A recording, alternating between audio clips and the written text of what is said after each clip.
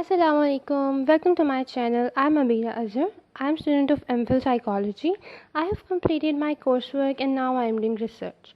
Purpose of making this channel is help people out by spreading mental health awareness. I will share my notes regarding psychology here. I hope that you will find my sharing helpful. Thank you. Mental health awareness बहुत ज़रूरी है। हमें जैसे physical health के बारे में हम लोग कॉन्शियस रहते हैं, हम लोग को कोई फ़िज़िकल सिम्टम्स होते हैं, कोई इलनेस होती है, हम लोग फ़ौरन डॉक्टर को विज़िट करते हैं, हम लोग मेडिकेशन लेते हैं, हम लोग प्रॉपर ट्रीटमेंट लेते हैं। लेकिन अगर हम लोग कहीं मेंटली डिस्टर्ब होते हैं तो हम लोग साइकोलॉजिस्ट या साइकेट्रिस्ट के पास जाते हुए थोड़ा घबराते हैं, क्योंकि हम लोग को ये लगता है कि शायद ये नॉर्मल नहीं है, या जो एबनॉर्मल लोग होते हैं, बिल्कुल पागल लोग होते हैं, वो जाते हैं, वो या तो ये तो होते ही पागल हैं, पागल खाने में बैठे होते हैं। मतलब इस तरह की बातें एक स्टिग्मा बन चुका है, इस तरह की बातें ज़्यादा होती हैं। लेकिन हम लोगों को मेंटल हेल्थ के बारे में अवेयर होना बहुत ज़रूरी है, क्योंकि जितनी इंपॉर्टेंट हमारे लिए फ़िज़िकल हेल्थ है, इतनी ही मेंटल हेल्थ भी इम्पोर्टेंट है। अगर हम लोग मेंटली हेल्दी नहीं होंगे तो हम लोग एक अच्छी लाइफ नहीं गुजार सकते। अगर हम लोग फिज़िकल हेल्दी हैं लेकिन मेंटली हेल्दी नहीं हैं तो भी ठीक नहीं है। एक बैलेंस होना बहुत ज़रूरी है। हमें मेंटल हेल्थ पे भी बहुत ज़्यादा फोकस करना चाहिए, हम लोगों को इसके बारे में जानना चाहिए। मैंने साइकोलॉजी के नोट्स बनाए हुए हैं, तो मैं चाहती थी कि मैंने अपने स्टडी पीरियड में जो भी नोट्स बनाए हैं, जो भी नॉलेज गैदर किया है, मैं वो सबके साथ शेयर करूं, जो कि सिर्फ साइकोलॉजी स्टूडेंट्स के लिए नहीं होगा, ये हर किसी के लिए होगा, ताकि हर किसी को अवेयरनेस मिले, हर किसी को चीज़ों के बारे में नॉलेज मिले, पता चले कि साइकोलॉजी क्या है, इसमें एबनॉर्मल साइकोलॉजी क्या है, डिसऑर्डर्स क्या होते हैं, डिप्रेशन क्या होते हैं, एंजाइटी क्या होते हैं। कुछ फेज देखते हैं जिससे हम लोग अपनी मेंटल हेल्थ का ख्याल रख सकते हैं। सबसे पहली चीज़, हम लोगों को अपने आप को उसी तरह एक्सेप्ट करना है जिस तरह हम लोग हैं। ये बहुत ज़रूरी है। हमें बनावटी नहीं बनना, हम लोगों को किसी की तरह नहीं बनना, हम लोग जैसे हैं हमें अपने आप को एक्सेप्ट करना है। दूसरा ये कि हमें सिर्फ वो काम करना है जिसमें हम अच्छे हैं। हमें हर काम नहीं करना, या हर बंदा हर काम में अच्छा नहीं होता। हमें सिर्फ वो काम करना चाहिए जिसमें हम अच्छे हैं, ताकि प्रोडक्टिविटी हो। ठीक है। और फिर उसके बाद अगर हम लोगों को कभी किसी की हेल्प की ज़रूरत पड़ जाती है तो हम लोग बिल्कुल ले लें, इसमें कोई इतनी बड़ी बात नहीं है। या हम लोग सोचें कि हम लोग वीक हैं तो शायद हम किसी की हेल्प ले रहे हैं, ऐसा नहीं होता। अक्सर ऐसा होता है हम लोग सिर्फ अपनी प्रॉब्लम शेयर कर लेते हैं तो भी हम लोग रिलैक्स हो जाते हैं। अपनी फीलिंग्स को, चाहे वो डिस्टर्बिंग है या चाहे वो जो जैसी भी हैं, अगर हम लोग उसे शेयर कर लेंगे तो वो हमारे माइंड पे एक बोझ नहीं रहेगा। हम लोग वो शेयर करने से बहुत ज़्यादा रिलैक्स फील करेंगे। तो ये चीज़ें बहुत ज़्यादा ज़रूरी होती हैं। दूसरों का भी ख्याल रखें, दूसरों के हम लोग अपनी खुशी का भी ख्याल पहले रखें। और अब जैसे कोरोना वायरस है वो ट्रिगर कर रहा है मेंटल हेल्थ इश्यूज़ को, हम लोगों को एक ऐसी अनसर्टेन सी सिचुएशन बनी हुई है। हम लोगों को डर है कि हम कहीं अपने करीबी रिश्तेदारों को खो ना दें, हम अपने प्यारों को ना खो दें। हम लोगों को एक ऐसे सोशल सोशल डिस्टेंसिंग करनी पड़ रही है, हम लोगों को ऐसे लोनलीनेस फील हो रही है। हम लोगों को डर है कि हम लोग फाइनेंशियली सिक्योर हैं या नहीं रहेंगे। एक होपलेसनेस सी है, हम लोगों को कुछ नहीं पता कि क्या होना है आगे, क्या नहीं होना। एक हम लोगों का जो माइंडसेट है वो बस लिविंग और सर्वाइवल के दरमियान दरमियान है। हम लोगों की हेल्थ ख़राब हो रही है, हम लोगों को एंजाइटी हो रही है। हमें ये फैक्ट मानना ज़रूरी है कि हम लोग सब एक दूसरे से डिफरेंट हैं। हाँ, कुछ क्वालिटीज़ हम में होंगी, कुछ क्वालिटीज़ दूसरों में होंगी, लेकिन सेम नहीं होंगी, डिफरेंट होंगी। तो बेहतर है हम लोग अपनी क्वालिटीज़ पे ज़्यादा फोकस करें, ना कि हम लोग दूसरे की तरह बनने की कोशिश करें, या हम लोगों को जेलसी हो, या हम लोग किसी किस्म का कॉम्प्लेक्स में आए। हम लोग जैसे हैं हमें उसमें प्राउड होना ज़रूरी है। सबसे पहले हमें अपने माइंड के साथ काइंड होना बहुत ज़रूरी है। उसके लिए हमें एक ऐसी रूटीन बनानी चाहिए जो एक बहुत हेल्दी सी हो। उसके लिए हमें सबसे पहले बहुत अच्छा खाना खाना चाहिए, हेल्दी फूड लेना चाहिए, डाइट बहुत अच्छी हो, हम लोगों की स्लीप टाइमिंग सही हो, हम लोग प्रॉपर नींद लें, हम लोग डाइट अच्छी रखें, हम लोग अपने जो हमारी कंपनी है, जो हमारा पीयर ग्रुप है, हम वो ऐसा रखें जो हम लोगों को सपोर्ट करते हों, जो हम लोगों की खुशी को देख के खुश हों, ना कि जेलस फील करें। हम लोगों को अपने इर्द गिर्द लोगों को देखना चाहिए कि कौन हम लोगों से खुश होता है हमें, और हम लोग ऐसी चीज़ें देखें। हम लोग अगर फॉलो करते हैं सोशल मीडिया पे लोगों को या कुछ भी, हम लोग सिर्फ फॉलो भी उन लोगों को करें जिन्हें देख के हमें खुशी हो, ना कि हम लोगों को नेगेटिविटी फ़ील हो, हमें जेलसी फ़ील हो लोगों को देख के। तो ऐसे लोगों को हम लोगों को फॉलो करना ही नहीं चाहिए। हमें अपने माइंड को के साथ जुल्म नहीं करना चाहिए। हम क्यों ऐसे लोगों को फॉलो कर रहे हैं जिन्हें देख के हमें खुशी ही नहीं मिलती, हमें जेलसी फ़ील होती है, या हमें कहीं कम्प्लेक्स होने लग जाता है कि यार हम लोग ऐसे क्यों नहीं हैं, हम लोगों को होना चाहिए, या हमें कहीं ना कहीं थोड़ा सा उनको देख के हमें अच्छा फ़ील ना होता हो, हमें अच्छे वाइब्स ना आते हों, तो फिर हमें उन लोगों को फॉलो करना छोड़ देना चाहिए। हम लोगों को अपना अपना सर्कल ऐसा बना लेना चाहिए जहाँ जिन लोगों के साथ हम लोग कंफर्टेबल हों, जो हमारे टाइप के हों और जो हमारे जैसे हों। ठीक है, हमें खुल खिलखिला कर हंसना चाहिए। हम लोगों को अपनी लाइफ को बहुत अच्छी तरह जीना चाहिए। हम लोगों को स्माइल करना चाहिए, दूसरों की हेल्प करनी चाहिए, और हर चीज़ में हम लोग अगर हमारे अंदर कोई यूनिक क्वालिटी है तो हम लोगों को उसे एक्सेप्ट करना चाहिए। हम लोगों को दूसरों के साथ टाइम स्पेंड करना चाहिए, और हम लोगों को क्रिएटिव होना चाहिए और खुश रहना चाहिए। कुछ वार्निंग साइंस हैं जिनका ध्यान रखना हम लोग को ज़रूरी है। अगर ऐसे कोई सिम्टम्स हम लोगों को हो रहे हैं तो हम लोगों को इन्हें ईजी नहीं लेना चाहिए, बल्कि हमें अपने साइकेट्रिस्ट या साइकोलॉजिस्ट को विज़िट कर लेना चाहिए। इसमें यह है कि अगर हम लोगों को बॉडी में कहीं भी दर्द हो रहा है, बिला वजह हो रहा है, हमें समझ नहीं आ रहा है कि क्यों हो रहा है, तो हमें ज़रूर देखना चाहिए। या हम लोगों को लगे कि अनप्रोडक्टिविटी हो रही है, कुछ हम लोग अच्छा नहीं कर रहे, या हम लोगों की ज़िंदगी का कोई मकसद नहीं है, हम लोग कंफ्यूज हैं, हम लोगों को कि कुछ हम लोग के सामने लाइफ का क्लियर व्यू नहीं है, तो हम लोगों को देखना चाहिए कि ऐसा क्यों हो रहा है। या मूड स्विंग्स होने लग जाएँ, या हम लोगों को बहुत उदासी हो रही है, या किसी चीज़ का डर है, या हम लोगों को मुस्तकिल परेशानी रह रही है। अगर इस तरह का कोई भी साइन है तो हम लोगों को ज़रूर इस पे फोकस करना चाहिए कि ऐसा क्यों हो रहा है। इन लोगों को डिप्रेशन होती है, उन्हें कैसा फ़ील होता है, कभी हमने ये सोचा है? उन्हें ऐसा लगता है कि जैसे उनकी लाइफ एक बर्डन है, वो बहुत ऐसे नाउमीदी की ज़िंदगी जी रहे होते हैं, उन्हें टोटली कोई टॉर्चर फेस करना पड़ रहा होता है, उनकी लाइफ ऐसे टेरेबल हो जाती है, वो अपने आप को ऐसे लॉनली फील करते हैं, उन्हें उनसे खुश नहीं हुआ जाता, उन्हें लगता है कि कोई उनसे प्यार नहीं करता, उन्हें कोई एक्सेप्ट नहीं करेगा, उन्हें ऐसा लगता है कि उनकी ज़िंदगी एक ऐसे डार्क रूम है, उनके पास कुछ भी नहीं है, ऐसे सिर्फ अंधेरा है उनकी लाइफ में, उन्हें आगे कुछ क्लियर विजन नहीं है, उनके पास कोई सपोर्टिंग शोल्डर नहीं है, उन्हें ऐसा लगता है कि कोई उनकी केयर नहीं करता, कोई उनकी बात नहीं सुनेगा, वो उदास रहते हैं, उन्हें लगता है कि बस उनकी ज़िंदगी बस ख़त्म हो जाए या उन्हें मर जाना चाहिए। ऐसे नाउम्मीदी सी ज़िंदगी हो जाती है, वो किसी पर ट्रस्ट नहीं कर सकते, वो खा पी सही नहीं सकते, वो सो नहीं सकते, वो ओवर थिंक करते हैं। तो हम लोगों को ऐसे लोगों को देखना चाहिए, हम लोगों को पहचानना चाहिए कि ऐसा कौन है। अक्सर ऐसा होता है, हम लोग बहुत सारे लोगों को देखते हैं जो सबके सामने तो बहुत ज़्यादा हंस खेल रहे होते हैं, लेकिन वो अंदर से बहुत दुखी होते हैं। तो हम लोगों को ऐसे लोगों को बहुत ज़्यादा कोशिश करनी चाहिए कि हम लोगों को सर्च आउट करें, हम लोगों को पता चले कि ऐसे कौन से लोग हैं जो अपना दर्द छुपाने के लिए इतना ज़्यादा हंस रहे होते हैं। उन लोगों को हमारी ज़रूरत है, हमें उनको सपोर्ट करना है।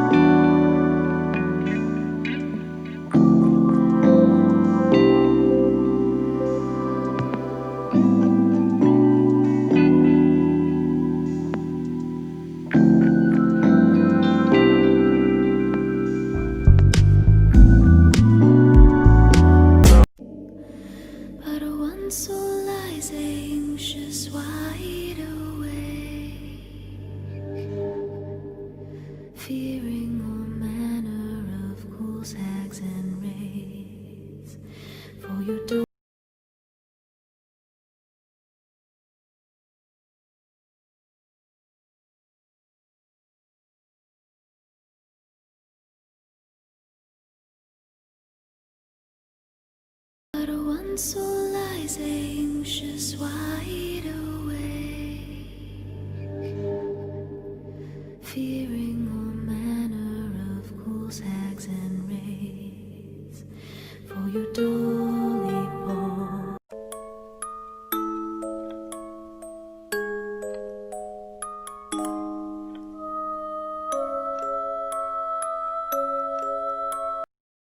स्टार्ट करते हैं हम डिप्रेसिव डिसऑर्डर से।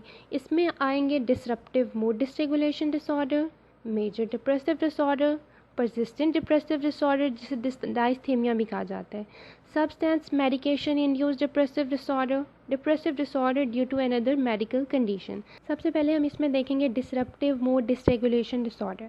इसे हम सबसे पहले नाम से देखते हैं कि हमें नाम से क्या समझ आता है कि इस डिसऑर्डर में क्या होगा। डिसरप्टिव क्या होता है? डिसरप्टिव कुछ ऐसा होता है जैसे तबाही या कोई तूफान सा मचा हुआ है। मूड क्या है? मूड ऐसा है स्टेट ऑफ माइंड, ठीक है। डिसरेगुलेशन क्या है? कुछ ऐसी चीज़ मतलब किसी निज़ाम में ख़राबी, कुछ इस तरह का समझ आता है, ठीक है। डिसऑर्डर क्या है? डिसऑर्डर वो चीज़ है जो एक नॉर्मेलिटी के क्राइटेरिया पे पूरी नहीं उतरी, ठीक है। एक एबनॉर्मेलिटी है, ठीक है, वो डिसऑर्डर होता है। नाम से तो हमें ये समझ आता है कि इस डिसऑर्डर में क्या हो। ये एक चाइल्डहुड कंडीशन है जिसमें क्या होता है, बच्चे में बहुत ज़्यादा बेचैनी होती है, बहुत ज़्यादा गुस्सा होता है और वो उस गुस्से को जो है वो बहुत ज़्यादा शो भी करेगा, वो किसी भी तरह कर सकता है, ठीक है। टेम्पर आउटबर्स्ट होगा उसका, वो मारपीट हो सकती है, वो तोड़ फोड़ हो सकती है, वो कुछ भी हो सकता है। DSM के मुताबिक इसके सिम्टम्स देखेंगे। पहला सिम्टम है टेम्पर आउटबर्स्ट। ये फिज़िकली भी हो सकता है, वर्बली भी हो सकता है। मतलब जो बच्चा गुस्से में फट पड़ेगा ना, वो किसी तरह भी कर सकता है, या तो वो चीखेगा, चिल्लाएगा, या फिर वो चीज़ों की तोड़ फोड़ करेगा, ठीक है। और ये हफ्ते में 3 दफ़ा मिनिमम होना चाहिए, ठीक है। और इसका जो क्राइटेरिया है ये 12 महीने तक कम से कम नज़र आना चाहिए। मतलब बच्चे में इसके सिम्टम्स जो हैं वो 12 महीने तक लगातार जो हैं वो नज़र आने चाहिए, तब हम ये डिसऑर्डर डायग्नोज करेंगे। और इसकी इंटेंसिटी जो है वो बहुत सवेयर होती है। और जो ये एंगर आउटबर्स्ट के मतलब ये जो रिएक्शंस होते हैं जो ये कर रहे होते हैं, ये आउट ऑफ प्रोपोर्शन होता है, इसका हम हिसाब लगा ही नहीं सकते ना। और इन बच्चों में इरिटेटेबिलिटी बहुत होती है, गुस्सा बहुत होता है, और हर रोज़ होता है, यानी कि कभी कभी करेंगे, हर रोज़ करेंगे। और जो इनका टेम्पर आउटबर्स्ट है वो इनकंसिस्टेंट है डेवलपमेंटल लेवल से। वो इस तरह से कि डेवलपमेंटल एज होती है उसमें चेंजेस वगैरह आ रहे होते हैं, तो इनके जो टेम्पर आउटबर्स्ट है ना वो उससे इनकंसिस्टेंट है डेवलपमेंटल एज से, ठीक है। और जो इनका एंगर है वो नोटिसेबल होगा। अब हम देखेंगे सेटिंग, इसके किस सेटिंग में ये हमें नज़र आएगा डिसऑर्डर। जैसा कि ये बच्चों का डिसऑर्डर है, इसी तरह मतलब उनकी स्टार्ट एज में नज़र आ जाएगा। बच्चा का स्टार्ट कहाँ गुजरता है, घर में होता है, तो होम में हमें नज़र आ जाएगा कि अगर इस तरह के सिम्टम्स होंगे तो वो घर में पता चल जाएंगे। फिर बच्चा स्कूल जाता है अर्ली एज में, तो वहाँ से हमें पता चल सकते हैं, हम वहाँ से डायग्नोज कर सकते हैं। फिर बच्चे का पीयर ग्रुप, ठीक है, मतलब उसके दोस्त वगैरह हैं, वो नेबरहुड में भी हो सकते हैं, स्कूल में भी हो सकते हैं, अगर वो ट्यूशन जाते हैं तो वहाँ पे भी हो सकते हैं, मतलब कहीं पे भी हो सकते हैं। ये इन 3 जगहों से बच्चे को के जो सिम्टम्स वगैरह हैं वो हम डायग्नोज कर सकते हैं। हमें वहाँ से पता चल सकता है कि बच्चे के साथ ये प्रॉब्लम्स आ रहे हैं, ठीक है। अब हम जो एज अगर देखते हैं तो ये इसका जो इस डिसऑर्डर का जो ऑनसेट है ना वो 10 साल से पहले हो जाता है। मतलब 10 साल से पहले हमें नज़र आने लग जाते हैं सिम्टम्स। लेकिन डायग्नोसिस जो है वो हम बिफोर 6 ईयर्स और आफ्टर 18 ईयर्स नहीं देते, क्योंकि डेवलपमेंटल पीरियड होता है, इसमें चेंजेस वगैरह आ रहे होते हैं, इस वजह से हम लोग इसका डायग्नोसिस नहीं देते। जो ये बच्चे बिहेवियर शो कर रहे हैं वो उस दौरान में नहीं होना चाहिए। मतलब अगर किसी को मेजर डिप्रेसिव डिसऑर्डर की एपिसोड है तो वो उसमें अगर ये बिहेवियर है तो ये डिसऑर्डर नहीं होगा, ठीक है। या फिर किसी और मेंटल डिसऑर्डर की वजह से कोई बच्चा बिहेवियर शो कर रहा है, ये वाले जैसे ऑटिज्म स्पेक्ट्रम डिसऑर्डर या पोस्ट ट्रॉमेटिक स्ट्रेस डिसऑर्डर है या सेपरेशन एंजाइटी है, मतलब किसी भी ट्रॉमा के बाद अगर कोई स्ट्रेस है या बच्चे को कोई सेपरेशन एंजाइटी हो रही है, या ठीक है परसिस्टेंट डिप्रेसिव डिसऑर्डर है, अगर उसको इस तरह का कोई भी डिसऑर्डर है और उसके साथ वो ये वाले सिम्टम शो कर रहा है तो कभी भी ये वाला डिसऑर्डर नहीं हो। Major depressive disorder, major depressive disorder में DSM के मुताबिक 9 सिम्टम्स हैं जिनमें से 5 का होना ज़रूरी है 14 डेज़ तक, मतलब 2 वीक्स तक। इसका अगर हम सिम्टम्स देखते हैं, पहला सिम्टम है डिप्रेस्ड मूड। इनका जो मूड है वो डिप्रेस्ड रहेगा, ठीक है, उदास से रहेंगे हर टाइम। इंटरेस्ट ख़त्म हो जाएगा और प्लेजर ख़त्म हो जाएगा इनकी डेली एक्टिविटीज़ में से, ठीक है। वज़न या तो कम होने लग जाएगा या ज़्यादा होने लग जाएगा और वो बग़ैर किसी मेडिकेशन के यूज़, मतलब किसी भी दवाई लेने के बगैर हो जाएगा, ठीक है, या कम या ज़्यादा। हाइपरसोमनिया या इंसोमनिया होगा, मतलब नींद या ज़्यादा आएगी या नींद कम आने लग जाएगी। फटीग होगी इनमें। साइकोमोटर एगिटेशन होगी, मतलब ऐसे रेस्टलेसनेस सी कैफियत होगी। नेल बाइटिंग करेंगे, हिलते रहेंगे इधर से उधर, बेचैन रूनी जैसे जिसे कहते वो। इनकी सोचने समझने की जो सलाहियत है वो कम हो जाएगी। कॉन्सेंट्रेट नहीं कर पाएंगे, किसी चीज़ का फ़ैसला नहीं कर पाएंगे। फीलिंग ऑफ वर्थलेसनेस होने लग जाएगी इन्हें अपना आप हकीर लगने लग जाएगा। ऐसे गिल्ट जो है वो बगैर किसी वजह के गिल्ट होने लग जाएगा। फीलिंग ऑफ वर्थलेसनेस इनमें आ जाएगी। इन्हें अपना आप हकीर लगेगा या इन्हें बगैर किसी वजह के गिल्ट रहेगा। अपने आप को हर चीज़ का कसूरवार समझेंगे कि ये भी हमारी वजह से हो रहा है, ये भी हमारी वजह से हो रहा है। इनको बार बार मौत के ख़्याल आ रहे होंगे, इन्हें मरने का दिल करेगा। इनमें सुसाइडल आइडिएशन होगी बहुत ज़्यादा, और सुसाइड अटैम्प्ट भी कर सकते हैं। कोई प्लान बना सकते हैं कि इस तरह से सुसाइड करेंगे, ठीक है। बार बार सुसाइड के या तो सिर्फ ख्याल आएगा या ये कोशिश भी कर लेंगे, ठीक है। जो पहले 2 पॉइंट हैं, सिम्टम्स हैं इसके, डिप्रेस्ड मूड और loss of interest in daily activities, इन दोनों में से एक का होना ज़रूरी है, और जो बाकी हैं उनमें से कोई 4 होना ज़रूरी है इस डिसऑर्डर के क्राइटेरिया पे पूरा उतरने के लिए, ठीक है। बाद आता है परसिस्टेंट डिप्रेसिव डिसऑर्डर। ये बिल्कुल सेम है मेजर डिप्रेसिव डिसऑर्डर की तरह। इसमें सिम्टम्स जो हैं वो बिल्कुल सेम है, लेकिन इसमें 2 मेन चीज़ों पे फोकस करना ज़रूरी है जो कि इसका डिफरेंस है। इनमें इंटेंसिटी कम हो जाती है सिम्टम्स की, लेकिन ड्यूरेशन जो है वो बढ़ जाएगा। जिस तरह मेजर डिप्रेसिव डिसऑर्डर में जो ड्यूरेशन था वो सिर्फ और सिर्फ 14 डेज़ का था, ठीक है, कि उसके सिम्टम्स जो हैं वो 2 वीक्स तक नज़र आना ज़रूरी हैं। लेकिन इसकी ड्यूरेशन जो है वो 2 ईयर्स तक होगी, यानी कि ड्यूरेशन ज़्यादा हो जाएगी लेकिन इंटेंसिटी कम।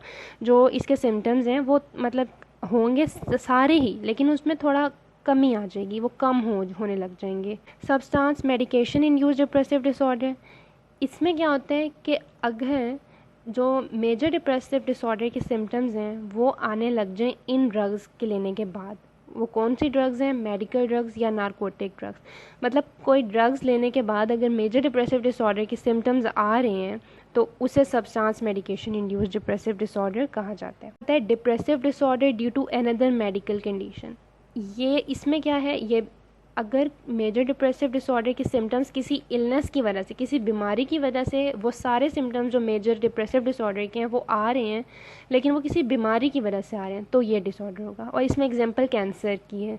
जैसे कैंसर के पेशेंट होते हैं, उन्हें सारी बातें उम्मीद ख़त्म हो जाती है, उन्हें लगता है, पता होता है कि अब उनकी ज़िंदगी ख़त्म हो रही है, तो उनमें ये सारे सिम्टम्स आने लग जाते हैं, तो उसे कहेंगे यही डिप्रेसिव डिसऑर्डर कहेंगे, लेकिन due to another medical condition. Depressive disorder के हम अब कॉजेज़ की तरफ आते हैं कि कॉजेज़ देखते हैं कि आखिर ये अगर हमें डिप्रेशन हो रहा है या जो भी ये सारे अभी हमने डिसऑर्डर किए हैं ये आखिर किस वजह से होते हैं। अगर हम जनरल देखें कि अगर हम इनकी वजह को, तो ये किसी भी वजह से हो सकते हैं, मतलब किसी लव वन के लॉस की वजह से, या सब्सटेंस अब्यूज़ की वजह से, किसी फेलियर की वजह से, या हमारे किसी भी इंसिडेंट की जो हमारे पास्ट में हो चुका है उसकी वजह से हम लोगों को हो रहा होता है, ठीक है। लेकिन अगर हम आगे फोकस करें 4 पॉइंट्स पे जो इसके मेन इसके कॉजेज़ हैं वो अब हम देखते हैं। पहला है बायोलॉजिकल, सेकंड है सोशल, थर्ड है बिहेवियरल, फोर्थ है कोग्निटिव। पहले हम इसके बायोलॉजिकल कॉजेज़ की तरफ आते हैं। पहला है इसमें स्लीप डेप्रीविएशन है, सेकंड है सिकार्डियन रिदम डिस्टर्बेंस है, थर्ड है न्यूरोट्रांसमीटर लेवल। पहला अगर हम देखें स्लीप डेप्रीविएशन, नींद की कमी हो रही है, ठीक है, हमें नींद नहीं आ रही, नींद पूरी नहीं हो रही, तो ज़ाहिरी बात है हमारी सारी रूटीन ख़राब हो रही है, हम लोग रात को सही टाइम पे सो नहीं पा रहे, ओवर थिंकिंग कर रहे हैं, ख़यालात आ रहे हैं, हम लोग टेंशन ले रहे हैं, फिर हम लोग की रात को देर से सोएंगे, सुबह देर से उठेंगे, हम लोगों की नींद पूरी नहीं होगी, हम लोग ठीक तरह पूरा दिन फिज़िकल एक्टिविटी नहीं कर सकते, तो मतलब एक आपका एक रूटीन डिस्टर्ब हो रही है, तो आपको डिप्रेशन की तरफ ये लीड कर जाएगा, ये रीज़न। लेकिन आता है सर्काडियन रिदम, ठीक है। सर्काडियन रिदम क्या होते हैं, ये हमारे बायोलॉजिकल क्लॉक्स होते हैं, ठीक है। हमारे दिमाग में एक घड़ी है, ठीक है, वो हमें बताती है कि अब इस चीज़ का वक्त हो गया, ठीक है। हमारा जो ब्रेन है ना वो इस तरह से बना हुआ है, उसके अंदर ऐसे बायोलॉजिकल क्लॉक्स हैं जो हम लोगों को हर मतलब उस टाइम के मुताबिक बताते हैं कि हमने इस टाइम रात हो रही है, अब हमने सोना है, ये हमारे खाने का टाइम हो गया है, ठीक है। अगर हम किसी एक जगह रहते हैं, हम एक रूटीन को फॉलो करते हैं, ठीक है, वो उस टाइमिंग के मुताबिक ही करते हैं। हम सुबह नाश्ता करते हैं, इस टाइम पे करते हैं, हमें हमारा ब्रेन उस चीज़ के मुताबिक हो जाता है, ठीक है। हमें पता होता है कि अब हमने ये काम करना है, ठीक है। ये होते हैं सर्काडियन रिदम। हमें पता है इस टाइम पे हम हाई अलर्टनेस पर हैं, ठीक है। हम लोगों का इस टाइम जो है वो ब्लड प्रेशर बढ़ रहा है, इस टाइम पे हमारा लो ब्लड प्रेशर हो रहा है, यहाँ इस टाइम पे हमें सही टाइम पे सोना चाहिए, ठीक है। अब रात हो रही है, यानी कि पूरा एक सर्कल है ये। उसके मुताबिक हमारे जो माइंड में बायोलॉजिकल क्लॉक्स है ना, कि हमें बताते हैं कि अब इस चीज़ का टाइम हो रहा है, अब इस चीज़ का टाइम हो रहा है। जब ये डिस्टर्ब होने लग जाते हैं ना, तो हमारी नींद भी ख़राब होती है और हमारे और भी एक्टिविटीज़ ख़राब होती हैं। ये भी जो है डिप्रेशन की तरफ लीड कर जाता है, ठीक है। इसके बाद आते हैं न्यूरोट्रांसमीटर लेवल। जब न्यूरोट्रांसमीटर इम्बैलेंस होते हैं तो भी हम ये डिप्रेशन की तरफ कॉज करते हैं। अब हम देखते हैं, अगर हमारे डोपामिन का जो लेवल है वो कम हो रहा है, ठीक है, इससे क्या क्या अफेक्ट होता है। फटीग होने लग जाएगी, मतलब हमें थकावट हो रही है, डिप्रेशन होने लग जाएगा, ठीक है। अगर हमारा सीरोटोनिन का लेवल कम हो रहा है तो भी हमें डिप्रेशन हो रही है, हम लोग एकदम कंफ्यूज होने लग जाएंगे। तो ये सब चीज़ें जो हैं ये आगे डिप्रेशन की तरफ लीड कर। फिर हम सोशल कॉज की तरफ देखते हैं। सोशल कॉज में अगर हम देखते हैं, दो चीज़ें हैं, लैक ऑफ सोशल सपोर्ट और सोशल क्लास माइनॉरिटी। अगर हम लोगों को हमें हर चीज़ के लिए सपोर्ट की ज़रूरत तो है, अगर हमें सपोर्ट नहीं मिलती हम किसी भी चीज़ में सक्सेसफुल नहीं हो सकते। हर छोटी से छोटी चीज़ के लिए हमें सपोर्ट चाहिए।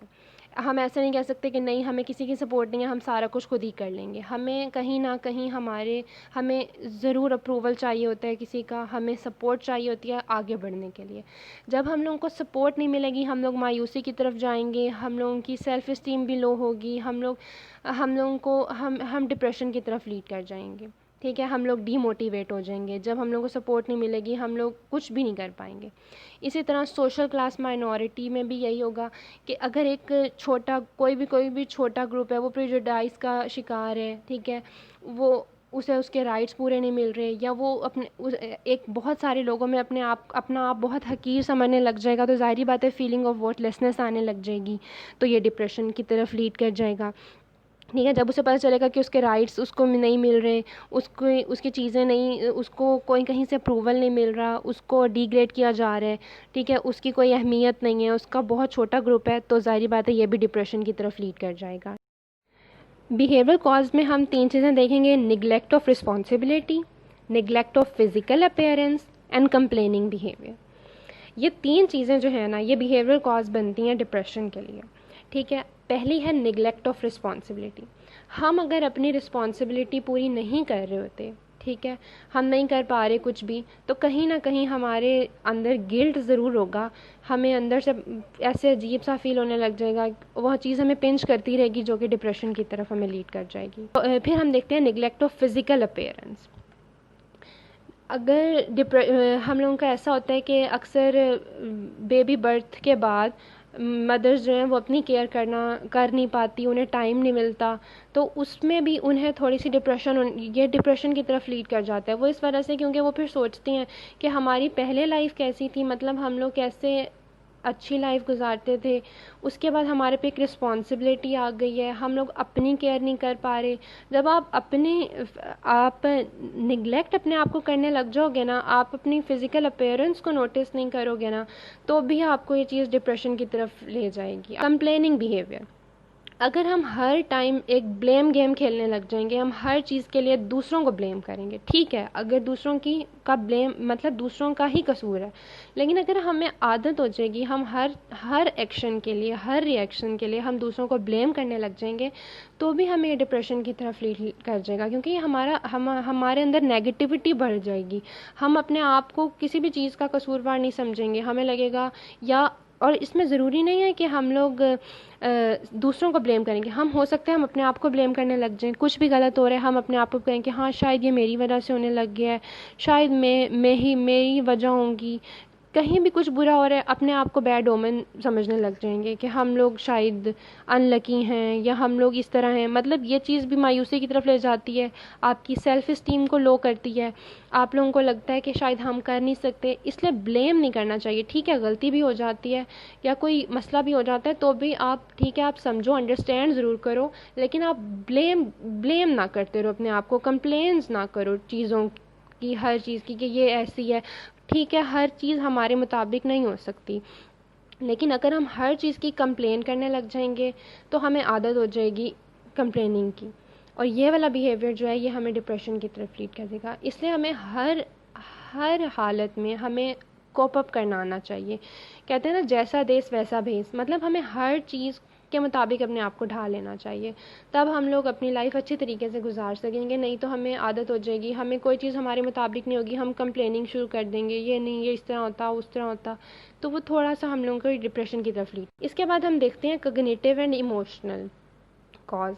ठीक है, पहली इसमें होती है एम्प्टीनेस। ऐसे अपना आप खाली लगता है, लगेगा कुछ भी नहीं है ज़िंदगी में, ज़िंदगी ख़त्म हो गई है, पॉज हो गई है, आगे कुछ भी नहीं है, सब डार्कनेस है, हर चीज़ ख़त्म हो गई है। मतलब अंदर अपना आप अंदर बिल्कुल खाली लगता है। ठीक है, तो अगर हमें इस तरह लगेगा तो ये भी आहिस्ता आहिस्ता हमें डिप्रेशन की तरफ ले जाएगा। पुअर मेमोरी, हम चीज़ों को याद नहीं रख सकेंगे, इवेंट्स को याद नहीं रख सकेंगे, कुछ भी नहीं याद रहेगा, तो फिर हमें ऐसे एक कन्फ्यूजन, टेंशन, रेस्टलेसनेस, ये सब चीज़ें हमारे अंदर आती जाएंगी जो कि डिप्रेशन की तरफ लीड कर देंगी। इनएबिलिटी टू फील प्लेजर, इस कंडीशन को जब हमें, मतलब हमें जिन एक्टिविटीज़ में पहले प्लेजर महसूस होता था, मतलब हमें खुशी महसूस होती थी, और वो हमें ख़त्म हो जाए। ठीक है, मतलब मज़ा, प्लेजर आना कम हो जाए। ठीक है, या मज़ा ना आए किसी भी काम करने में, या हमें खुशी ना महसूस हो, तो इस कंडीशन को एनहीडोनिया कहा जाता है। ठीक है, इसमें ये होता है कि हम जो काम पहले करते थे हमें खुशी उस पर मिलती थी, लेकिन अब नहीं मिल रही। ठीक है, ये अगर ऐसा होने लग जाता है तो भी हमें, ज़ाहिर बात है, हमें परेशानी होगी कि हमें कुछ भी अच्छा नहीं लग रहा, हम मायूस हो रहे हैं हर चीज़ से, हम सोशल डिस्टेंस कर लेंगे, हम लोगों को लगेगा हमें किसी के साथ टाइम भी नहीं स्पेंड करना चाहिए, हम लोगों को किसी भी हमें ना खाने की चीज़ों में इंटरेस्ट रहेगा। हम लोग जब हमारी लाइफ हमारी हो, मतलब हम लोगों की लाइफ अफेक्ट होगी, तो फिर हम लोगों को डिप्रेशन होगा, कह सकते हैं। ये ऐसी चीज़ होती है कि हम लोगों की, जब हम लोगों को लगे कि हमारे पास अब कोई चारा नहीं है, इस स्टेज पर आकर आप लोग जो है वो सुसाइड भी कर सकते हैं, जब आपको लगे कि अब हमारे बस में कुछ भी नहीं है।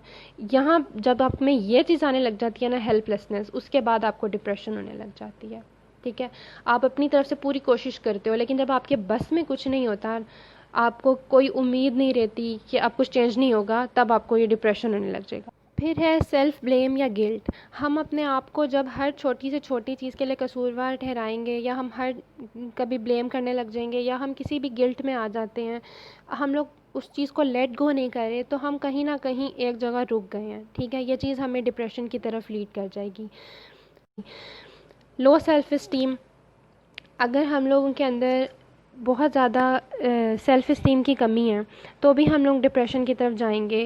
इसीलिए कहा जाता है कि छोटे बच्चों को हमें कभी भी डीमोटिवेट नहीं करना चाहिए, हमें बच्चों को कभी भी किसी चीज़ से स्टॉप नहीं करना चाहिए। बच्चों को अगर हम किसी चीज़ से मना करते हैं, उन्हें फ़ौरन लगने लग जाता है कि ना शायद हम लोग हैं ही लूज़र, हम उन्हें कुछ, अगर हम कहेंगे आप ठीक नहीं कर रहे, आप कुछ भी कहेंगे, तो उन्हें लगेगा शायद हम कर ही नहीं सकते। वो बच्चे रुक कर चीज़ें करना छोड़ देंगे, वो वहीं पे स्टॉप हो जाएंगे, अपने आप को लेज़ी समझेंगे, वो अपने आप को समझेंगे कि वो लूज़र हैं, वो अपने आप को ब्लेम करेंगे, और वो कहेंगे शायद हम ये काम कर ही नहीं सकते, ये काम हमारे लिए बना ही नहीं है, वो उस काम को टच ही नहीं करेंगे।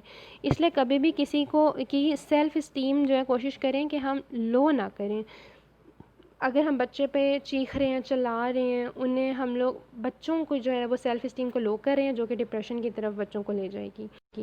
ठीक है, बच्चों को हर चीज़ में लगेगा अच्छा शायद हमें यहाँ बोलना ही नहीं चाहिए, हम बोलेंगे तो हम गलत बोलेंगे। ठीक है, या उन्हें लगेगा शायद हम में थोड़ी कमी है, या हमसे कोई प्यार नहीं करता, या हम परफेक्ट हो ही नहीं सकते, हम कर ही नहीं सकते, हम बहुत हकीर हैं क्योंकि हम छोटे हैं।